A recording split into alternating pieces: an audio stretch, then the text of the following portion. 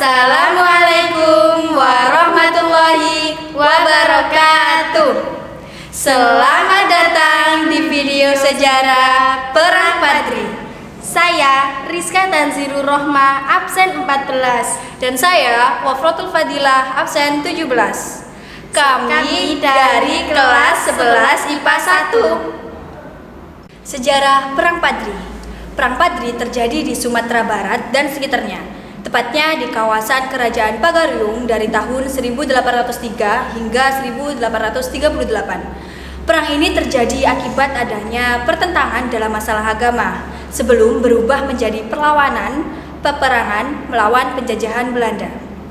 Pada abad ke-9, 3 tokoh ulama Minangkabau mengembangkan aliran Wahabi, yaitu gerakan yang menghendaki ajaran agama Islam dilaksanakan secara murni sesuai dengan Al-Quran dan Al-Hadis. Gerakan tersebut disebut dengan Gerakan Padri, yang artinya orang-orang agama atau tokoh-tokoh agama atau ulama. Gerakan tersebut bertujuan untuk menggerakkan masyarakat Minangkabau dan mengembalikan mereka kepada jalan yang sesuai dengan ajaran agama Islam yang benar.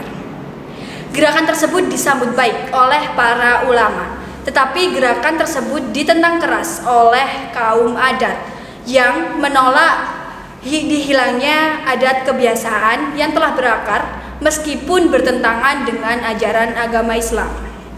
Penyebab terjadinya Perang Padri. Yang pertama, adanya perselisihan antara kaum adat setempat dengan kaum Padri. Karena kaum Padri ingin menghapuskan adat kebiasaan kaum adat setempat yang melanggar ajaran agama Islam. Yang kedua, adanya campur tangan bangsa Belanda dengan membantu kaum adat. Perang Padri ini terbagi menjadi 3 periode. Perang Padri periode pertama terjadi pada tahun 1821 sampai 1826. Golongan adat yang merasa terancam kedudukannya mendapat bantuan dari Belanda. Belanda terpaksa melakukan perjanjian perdamaian dengan Tuanku Imam Bonjol pada tahun 1824. Perjanjian itu disebut dengan Perjanjian Masang, dengan isi pokok tentang genjatan senjata antara kedua belah pihak. Hal ini dikarenakan Belanda ditarik ke Jawa untuk menghadapi perlawanan Pangeran Diponegoro. Tetapi perjanjian tersebut dilanggar sendiri oleh Belanda dengan melakukan perlawanan ke negeri Pandai Sikat, membangun benteng pertama pertahanan yaitu Fort van de Chapellen di Batu Sangkar. Perang Padri periode kedua dimulai pada tahun 1826 sampai 1830. Pada periode ini, Belanda juga sedang menghadapi Perang Diponegoro, sehingga perjanjian perdamaian tersebut sangat menguntungkan Belanda. Untuk menghadapi kaum Padri, Belanda membangun benteng yang disebut Fort de Kock di Bukit Tinggi. Perang Padri periode ketiga. Setelah Perang Diponegoro usai pada tahun 1830, keadaan di Sumatera sangat berubah, yaitu terdapat pertempuran yang tidak dapat dihindari lagi. Naskah Perjanjian Masang dirobek oleh Belanda. Belanda menuduh kaum Padri tidak setia terhadap Perjanjian Masang. Terjadinya Perang Padri ketiga diawali oleh pasukan Belanda mendirikan pos di wilayah kekuasaan kaum Padri. Pasukan Padri diperkuat oleh pasukan Sentot Ali Basya Prawiro Dirjo yang sebelumnya memihak kepada Belanda. Berakhirnya Perang Padri. Akhirnya pada tahun 1837, Benteng Bonjol dapat dikuasai oleh Belanda dan Tuanku Imam Bonjol berhasil ditangkap. Tetapi peperangan ini masih belum berakhir sampai akhirnya benteng terakhir kaum Padri yang berada di Dalu-Dalu yang telah dipimpin oleh Tuanku Tan Busai berhasil jatuh pada tanggal 28 Desember 1838. Hancurnya benteng tersebut memaksa Tuanku Tan Busai untuk mundur bersama sisa-sisa pengikutnya pindah ke negeri Sembilan Semenanjung Malaya. Dan akhirnya peperangan ini dianggap selesai karena sudah tidak ada perlawanan yang berarti. Sekian sejarah Perang Padri. Dari kami, terima kasih. Wassalamualaikum warahmatullahi wabarakatuh.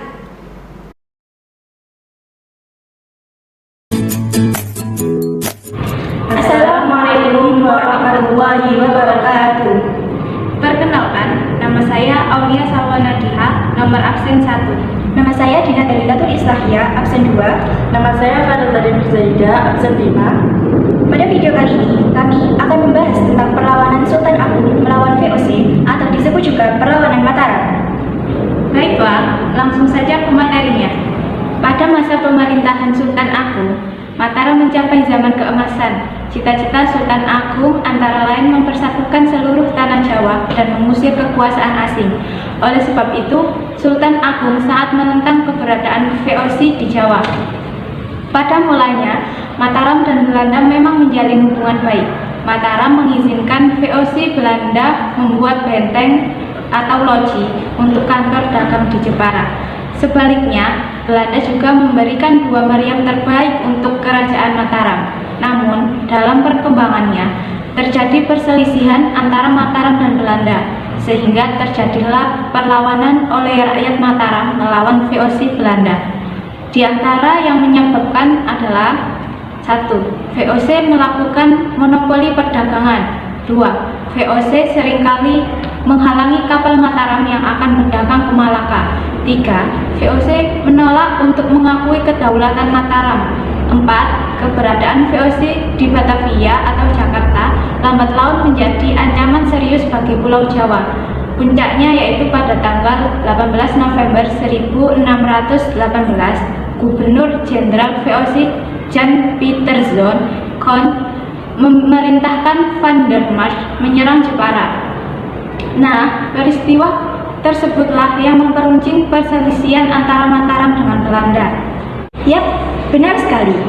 Oleh karena itulah, Raja Mataram, yakni Sultan Agung, segera mempersiapkan serangan terhadap kedudukan VOC di Batavia, dengan tujuan untuk mengusir VOC yang semakin mengancam keberadaan Mataram di Pulau Jawa, serta telah melakukan monopoli dan menghalang-halangi perdagangan di Mataram.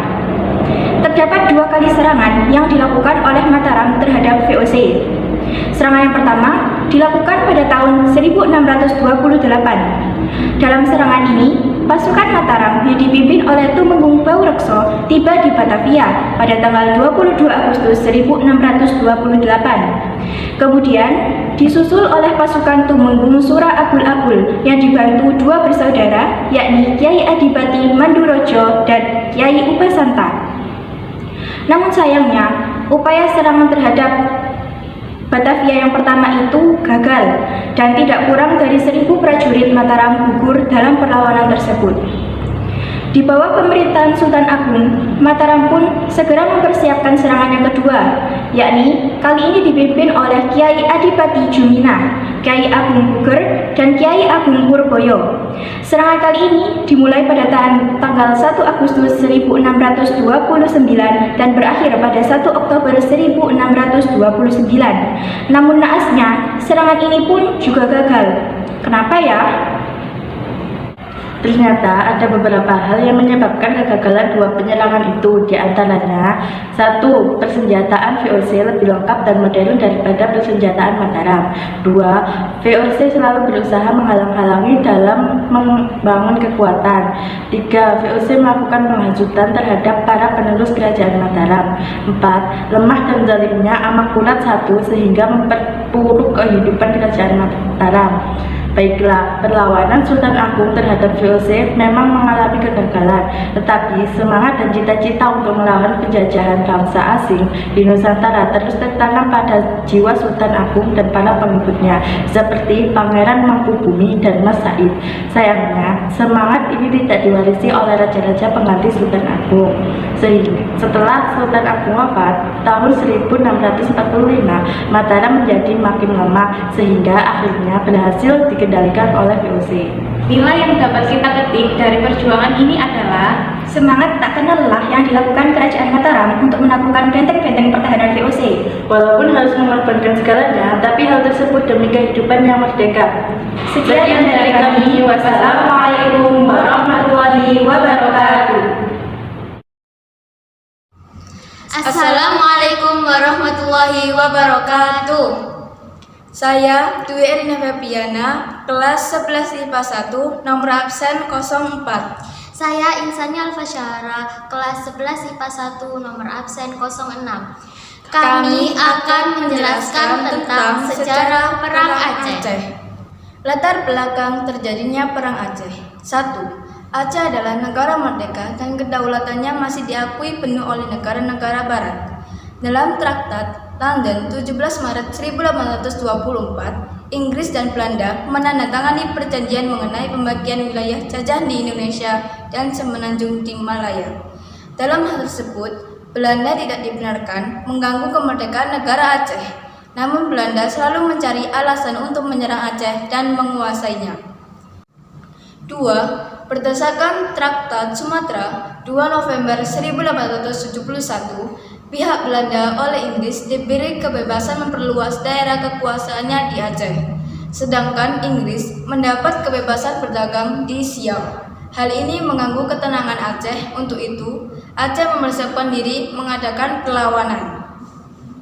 3. Semakin pentingnya posisi Aceh dengan dibukanya terusan Suez pada tahun 1869, lalu lintas pelayaran di Selat Malaka semakin ramai semenjak Suez dibuka dan Aceh merupakan pintu gerbang ke selat tersebut.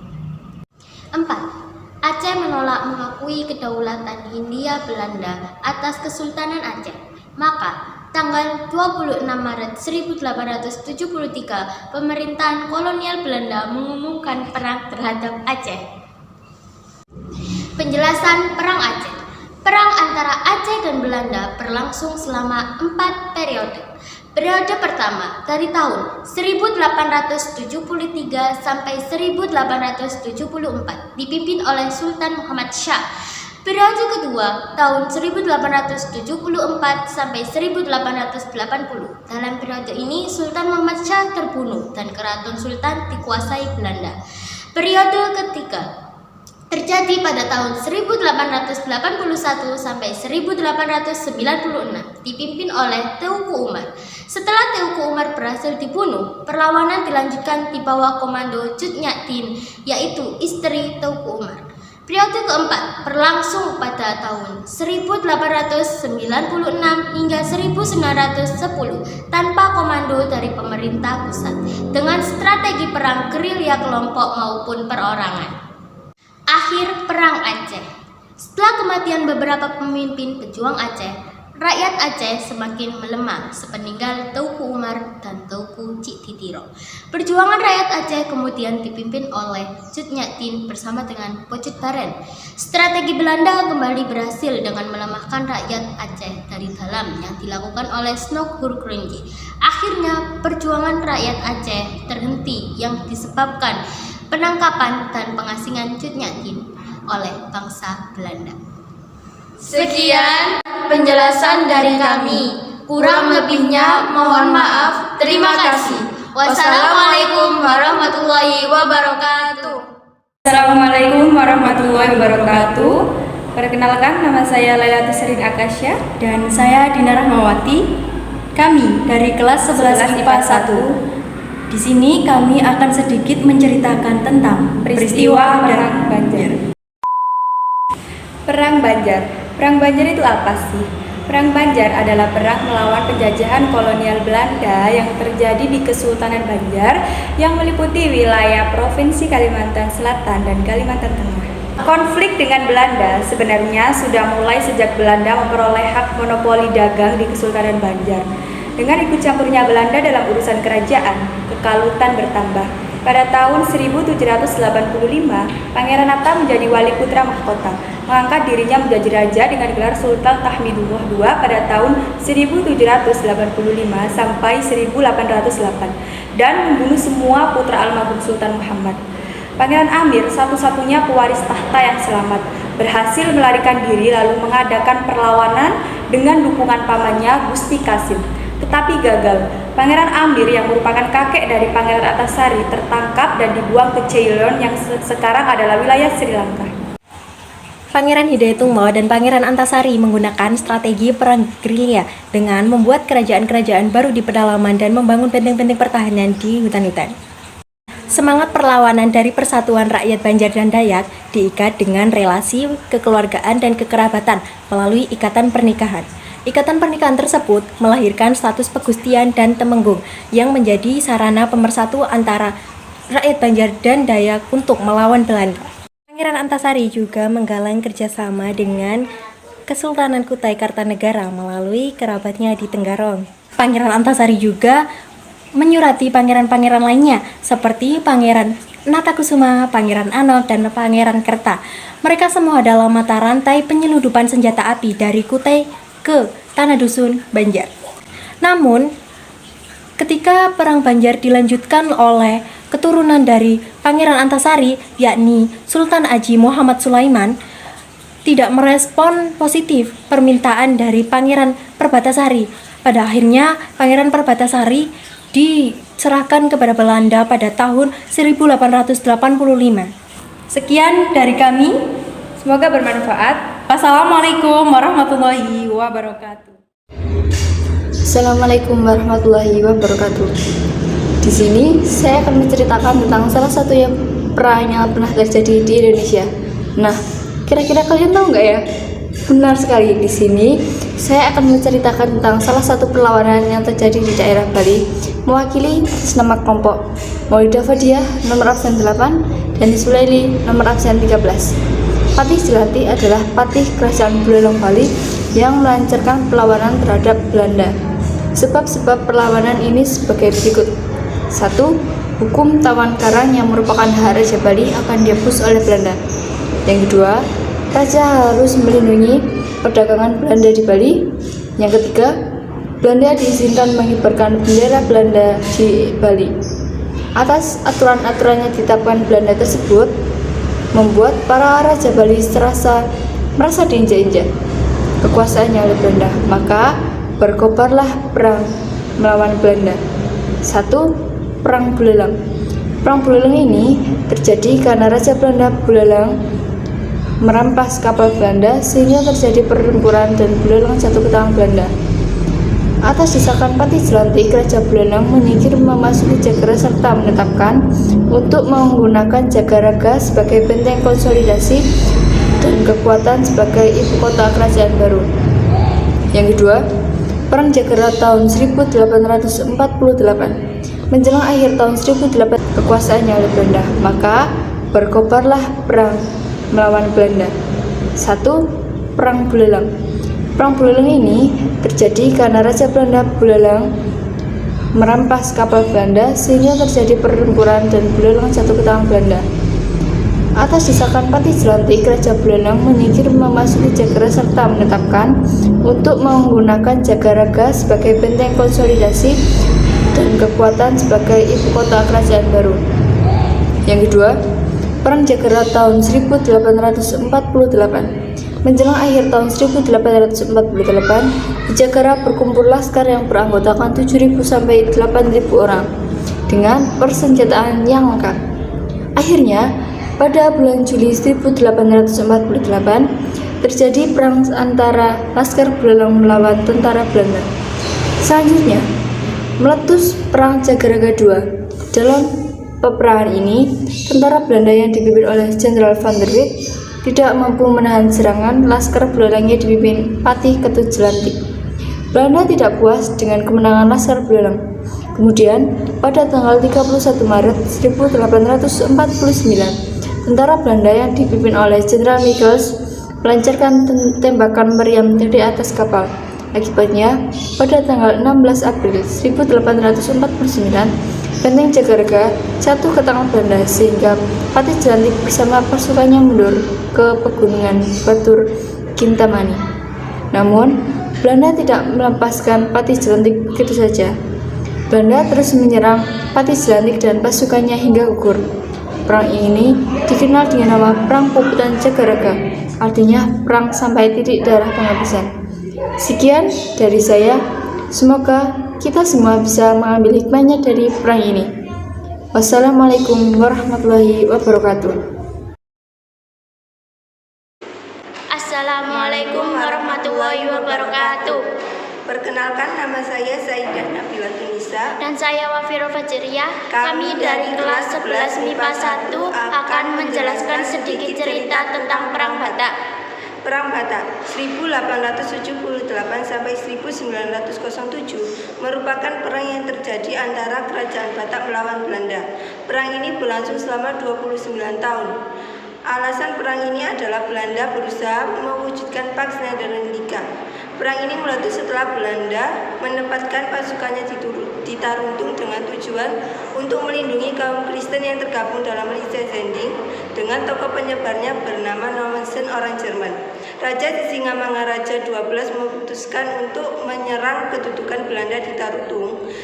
Perang berlangsung selama 7 tahun di daerah Tapanuli Utara seperti di Bahal Batu, Siborong-borong, La Balige, Laguboti, dan Mumanjulu. Pada tahun 1894, Belanda melancarkan serangan untuk menguasai Bakara atau pusat kedudukan dan pemerintahan Kerajaan Batak. Akibat penyerangan ini, Sisingamangaraja XII terpaksa pindah ke Dairi Pakpak. Pada tahun 1904, pasukan Belanda di bawah pimpinan Van Dalen dari Aceh Tengah melanjutkan gerakannya ke Tapanuli Utara. Sedangkan di Medan, ia mendatangkan pasukan lain. Pada tahun 1907, pasukan Marsos di bawah pimpinan Kapten Hans Christoffel berhasil menangkap Boru Sagala, istri Sisingamangaraja XII dan kedua anaknya. Sementara itu, Sisingamangaraja XII dan para pengikutnya berhasil melarikan diri ke hutan Simsim. Ia lalu menolak tawaran untuk menyerah dan dalam pertempuran tanggal 17 Juni 1907, Sisingamangaraja XII gugur bersama dengan putrinya Lopian dan 2 orang putranya Sultan Nagari dan Patuan Anggi. Gugurnya Sisingamangaraja XII itu menandakan berakhirnya Perang Batak. Sekian dari kami, terima kasih. Wassalamualaikum warahmatullahi wabarakatuh. Assalamualaikum warahmatullahi wabarakatuh. Nama saya Muhammad Sabda Rosyad, saya dari kelas 11 MIPA 1. Nama saya Muhammad Ali Suryahadi dari kelas 11 IPA 1. Di sini kami akan mempresentasikan tentang tugas sejarah mengenai Perang Diponegoro. Yakni yang pertama adalah latar belakang Perang Diponegoro. Perang Diponegoro. Setelah wafatnya Sultan Hamengkubuwono, kedudukan langsung digantikan oleh Raden Mas Ibnu Jarot, putra dari istri permaisuri yang masih berusia 10 tahun. Pengaruh Belanda atas keraton semakin kuat di saat istana sedang labil, lantaran Sultan Hamengkubuwono keempat masih kecil. Dari sinilah perlawanan Raden Mas Antawiryo alias Pangeran Diponegoro terhadap Belanda bermula, yang diakibatkan penderitaan rakyat karena pajak, adanya campur dengan Belanda dalam urusan istana, munculnya budaya barat yang tidak sesuai dengan Islam, serta kekuasaan raja-raja di Yogyakarta semakin sempit. Akhirnya perang pun dimulai pada tanggal 20 Juli 1825. Bagaimana terjadinya peristiwa tersebut? Awalnya, Pangeran Diponegoro melancarkan strategi perang melawan Belanda selama 5 tahun. Ia menggunakan taktik gerilya, sedangkan Belanda yang dipimpin oleh Jenderal Hendrik de Kock menerapkan strategi benteng stelsel di setiap daerah yang dikuasainya. Selanjutnya, strategi Belanda tersebut berhasil mengalahkan pasukan Diponegoro yang saat itu dipimpin oleh Kiai Mojo.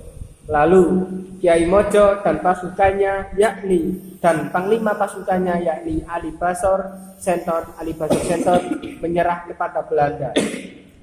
Akhirnya, pada 28 Maret 1830, Jenderal de Kock berhasil menjepit pasukan Diponegoro yang berada di Magelang. Pangeran Diponegoro melakukan perjanjian dengan Belanda, yakni perjanjiannya adalah sisa dari pasukan yang masih hidup di Magelang dilepaskan, dan sebagai jaminan Pangeran Diponegoro menyerahkan diri ke Belanda. Oleh karena itu, Pangeran Diponegoro diasingkan ke Manado, lalu dipindah lagi ke Makassar. Dan akhirnya Assalamualaikum warahmatullahi wabarakatuh. Perkenalkan, nama saya Muhammad Afiq Aldin Yusuf Syabani, absen 9 kelas 11 IPA 1. Nama saya Muhammad Lutfi Akbar, absen 10 kelas 11 MIPA 1. Kami akan menjelaskan tentang Perang Patimura. Latar belakang timbulnya perlawanan Patimura di samping adanya tekanan-tekanan yang berat di bidang ekonomi sejak kekuasaan VOC, juga dikarenakan adanya tindakan-tindakan pemerintah Belanda yang memperberat kehidupan rakyat, seperti sistem penyerahan secara paksa, kewajiban kerja, pelondong, penyerahan atap dan gaba-gaba, penyerahan ikan, asin, dendeng, dan kopi. Selain itu, beredarnya uang kertas yang menyebabkan rakyat Maluku tidak dapat menggunakannya untuk keperluan sehari-hari karena belum terbiasa. Bagaimana terjadinya Perang Patimura? Adanya aturan pelayaran hongi atau monopoli rempah-rempah, berlakunya hak ekstirpasi, yaitu pemusnahan pohon cengkeh dan pohon pala, khususnya bagi mereka yang tidak mau mengikuti aturan monopoli. Adanya perpindahan kekuasaan dari pemerintah Inggris ke pemerintah Belanda pada tahun 1816. Hal ini berpengaruh pada perubahan seluruh tatanan pemerintah. Pelanggaran Traktat London I yang berisi perjanjian bahwa pemerintah Inggris berakhir di Ambon, maka serdadu pribumi harus dibebaskan. Masyarakat pribumi harus melakukan kerja wajib. Masyarakat juga harus dipaksa untuk membayar pajak-pajak yang memberatkan pemerintah Belanda. Menerbitkan uang kertas tersebut sebagai pengganti uang koin logam yang sudah sejak lama dipakai oleh masyarakat Maluku. Warga pribumi di Maluku dijadikan sebagai serdadu atau tentara perang oleh pemerintah Belanda. Guru-guru banyak yang dipecat karena sekolah dan gereja dikurangi jumlahnya. Sebagian rakyat Maluku dikirim ke Batavia untuk mengikuti dinas militer rakyat Maluku yang ditindas oleh pemerintah Belanda. Akhir perlawanan rakyat Maluku Utara terhadap Belanda mulai terlihat pada Agustus 1817. Pada Desember 1817, Patimura dihukum gantung di Ambon bersama 3 orang lainnya, serta menandai berakhirnya perlawanan rakyat Maluku terhadap Belanda. Sekian. Terima kasih. Wassalamualaikum warahmatullahi wabarakatuh.